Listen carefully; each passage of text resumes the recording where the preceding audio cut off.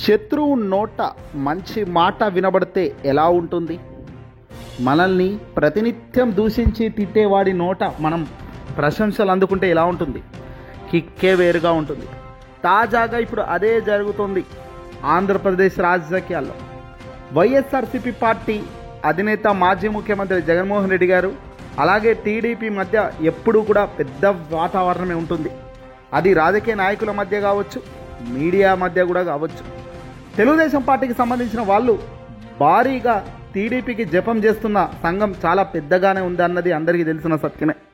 ఇందులో ఏబిఎన్ రాధాకృష్ణ గారు పెద్ద పాత్రే పోషిస్తుంటారని కూడా చాలామంది చెప్తుంటారు.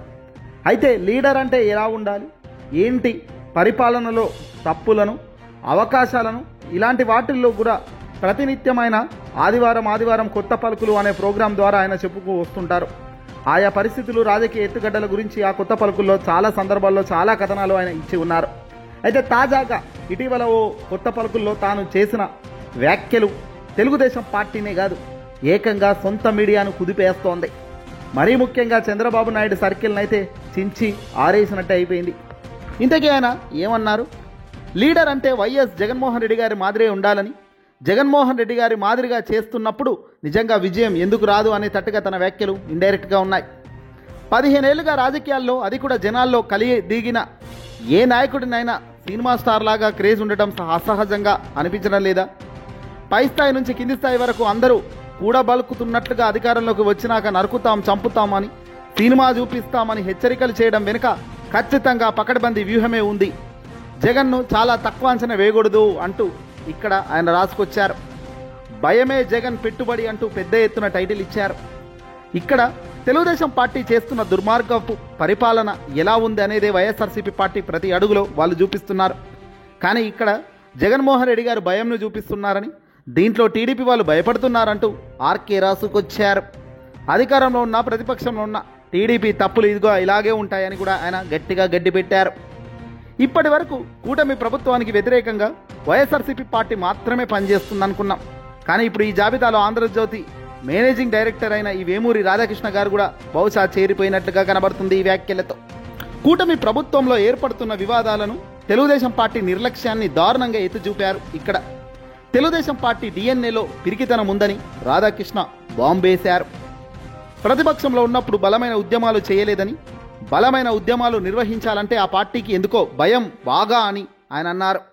ఇప్పుడు అధికారంలోకి వచ్చినప్పటి నుంచి కూడా ప్రతిపక్ష హోదాను కూడా దక్కించుకోలేదని, పార్టీని నిలువరించలేకపోతుందని రాధాకృష్ణ ఆక్షేపించారు.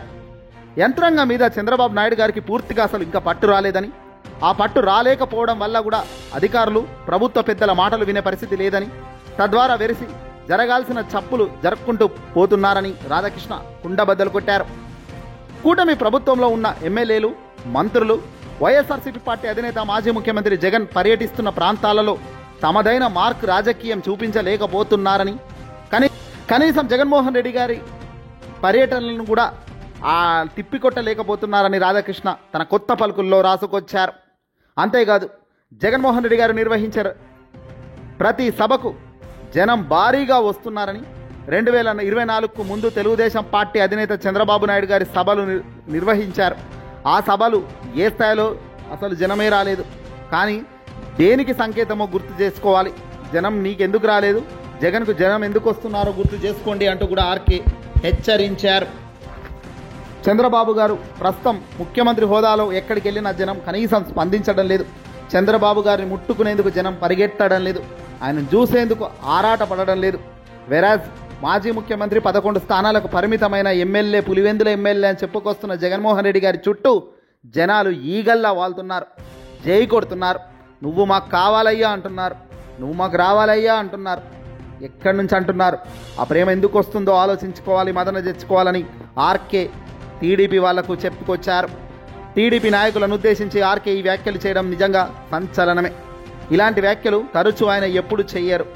ఎప్పుడు టీడీపీని అప్పుడప్పుడు హెచ్చరిస్తుంటారు, అప్పుడప్పుడు ఇలా తప్పులను ఎండబెడుతుంటారు. ఇక రాధాకృష్ణ కొత్త పలుకులలో రాసిన వ్యాఖ్యలను వైసీపీ నాయకులు సోషల్ మీడియాలో తెగ ట్రోల్ చేస్తున్నారు. 11 సీట్లు వచ్చాయని తెగ తిట్టారు కదయ్యా, దారుణంగా విమర్శలు చేశారు కదయ్యా, ఇష్టానుసారంగా వ్యాఖ్యలు చేశారు కదా, సోషల్ మీడియాలో విష ప్రచారం చేశారు కదా, ఇప్పుడు మీ సొంత పార్టీ సొంత ఛానల్ వాళ్ళే జగన్ గురించి ఇలా చెబుతుంటే మజా రావట్లేదా? జగన్ అంటే ఒక బ్రాండ్. ఒక పని చేస్తే ఆ పనిని పక్కవాడు కూడా ఫాలో అయ్యే పరిస్థితికి తేవడంలో జగన్ ఎప్పుడు కూడా మొదటి స్థాయిలోనే ముందు వరుసలోనే ఉంటారు. జగన్ ఎప్పుడు కూడా తన వ్యూహాలు కొత్తగానే ఉంటాయి, ప్రజలను ఆకట్టుకునేలానే ఉంటాయి. ఇక రాధాకృష్ణ కుండబద్దలు కొట్టిన అనేక విషయాలు కూడా ఇలాగే ఉన్నాయి. తెలుగుదేశం పార్టీ డిఎన్ఏలోనే పిరికితనం ఉందని ఆయన స్పష్టం చేశాడు. పిరికితనం ఉన్న మీకు రాజకీయాలు ఎందుకు అని కూడా గడ్డి పెట్టారు. ప్రతిపక్ష హోదాకు లేని జగన్ సభలు పెడితే జనం భారీగా వస్తున్నారు. 2024 ముందు చంద్రబాబు ప్రతిపక్ష నాయకుడు హోదాలో ఉన్నప్పటికీ జనం ఇంత రాలేదు కదా. మీ పత్రిక యాజమాన్యుడే చెప్తున్నాడు చూడండి అయ్యా. దీన్ని బట్టి జగన్ స్టామినా ఏంటో ఇప్పుడైనా తెలుసుకోండి అంటున్నారు వైసీపీ వాళ్ళు. ఇప్పటికైనా విమర్శలు మానేయండి, పరిపాలన మీద దృష్టి పెట్టండి, పేద ప్రజలకు సంక్షేమ నిధులు ఎలా ఇస్తున్నామో ఆలోచించండి, ప్రతీకార రాజకీయాలకు పోకండి, ప్రజలకు ఇచ్చిన హామీలు అమలు చేసే పరిస్థితికి తీసుకురండి.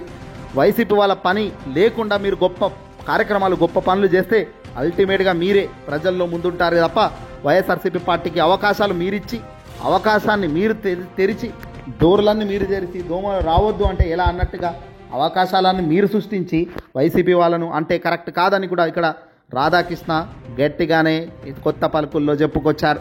తాజాగా ఆయన చేసిన వ్యాఖ్యలు దుమారం రేపుతున్నాయి. తన ఇంటి పత్రిక సొంత పత్రిక ఇలాంటి వ్యాఖ్యలు చేయడం నిజంగా చాలా చాలా డిఫరెంట్ యాంగిల్లోనే ఉంది. ఇక లోపల తెలుగుదేశం పార్టీ కూడా మదన పడుతున్నారు. రాధాకృష్ణ గురించి మాట్లాడుకుంటే వార్తలాగే రాయాలి, విశ్లేషణ మాదిరిగానే చేయాలి కదా. అందులో సొంత పైత్యం ఉండకూడదు, సొంత జెండాలు అస్సలు ఉండకూడదు. అప్పుడే ఆ వార్తలకు ప్రచురించే మీడియాకు గొప్ప విశ్లేషణ చేసే ప్రాతికేయుడికి ప్రత్యేకత ఉంటుంది. సమాజం కూడా వాటిని ప్రత్యేకంగా చూస్తుంది. అంతే తప్ప వార్త రాసే విధానంలో సొంతతనాన్ని చూపించడం, విశ్లేషణ చేయడంలో సొంత భావజాలాన్ని ప్రదర్శిస్తే దాన్ని మీడియా అనరు.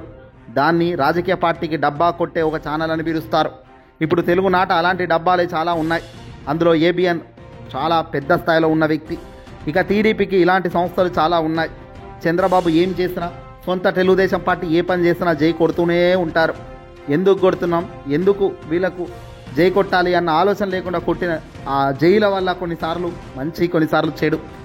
నేడు లీడర్ అంటే ఎలా ఉండాలి, పార్టీని ఎలా నడపాలి, అధికారం ఉన్నా ప్రతిపక్షం ఉన్నా ఎలాంటి పరిస్థితుల్లోనైనా ముందుకు ఎలా పోవాలి అనేది వైఎస్ఆర్సీపీ పార్టీ జగన్మోహన్ రెడ్డి గారిని చూస్తే నేర్చుకోవాలనేటట్టుగానే రాధాకృష్ణ తన కొత్త పలుకుల్లో రాసుకొచ్చారు. ఇక ఆదివారం కొత్త పలుకు పేరుతో వర్తమాన రాజకీయ అంశాలపై విశ్లేషణలు చేసి రాధాకృష్ణ ఇకపై ఆ విశ్లేషణలో తనకు అందించిన సమాచారం ఆధారంగా సాంపాదికం రాస్తారు. తాజాగా రాసిన ఈ కొత్త పలుకుల్లో సంచలన విషయాలను ఆయన పంచుకున్న విధానానికి చాలామంది హ్యాట్స్ ఆఫ్ అంటున్నారు. ముఖ్యంగా తెలుగునాట తనను వైఎస్ రాజశేఖర రెడ్డి గారు, కేసీఆర్, జగన్మోహన్ రెడ్డి గారు టార్గెట్ చేశారని ఆయన అక్కడ రాసుకొచ్చారు. కానీ వాళ్ళు ఎందుకు టార్గెట్ చేశారు? నువ్వు ఇండివిజువల్గా నువ్వు ముందుకు అడుగులు వేయగలిగినప్పుడు, గొప్ప స్థాయిలో నువ్వు నిలబడ్డప్పుడు ఎవరు ఏం టార్గెట్ చేయాల్సిన పరిస్థితి లేదు. చేసినా అది వాళ్ళ గౌరవమే తగ్గిస్తుంది. కానీ ఇక్కడ నువ్వు ఒక పార్టీకి ఏళ్ల తరబడి భజన చేస్తున్నది నిజం కాదా? చంద్రబాబు ఎన్టీఆర్ హయాంలో నుంచి కూడా చంద్రబాబు వైపున నిలిచి చంద్రబాబు తప్పులు చేసినా ఒప్పులు చేసినా జై కొడుతూ తనకు మద్దతుగా నిలిచిన ఏకైక మీడియా సంస్థలు మీవి కాదా? ఈ తప్పులు మీవి చేశారు కాబట్టే కదా వాళ్ళందరూ మీపై ఆ తరహాలో కక్ష కట్టారు. ఏదేమైనా కక్ష రాజకీయాలకు పోకుండా, మనిషిని చంపుకోకుండా నీతిగా నిజాయితీగా పరిపాలన చేసి 10 మందికి మేలు చేసి మంచిగా పేరు తెచ్చుకోగలిగితే ఆ పార్టీకి 10,000 లేదా కష్టమే. కాలగర్భంలో ఎన్నో పార్టీలు వస్తున్నాయి పోతున్నాయి, అలాంటి లిస్టులోకే చేరిపోతారు.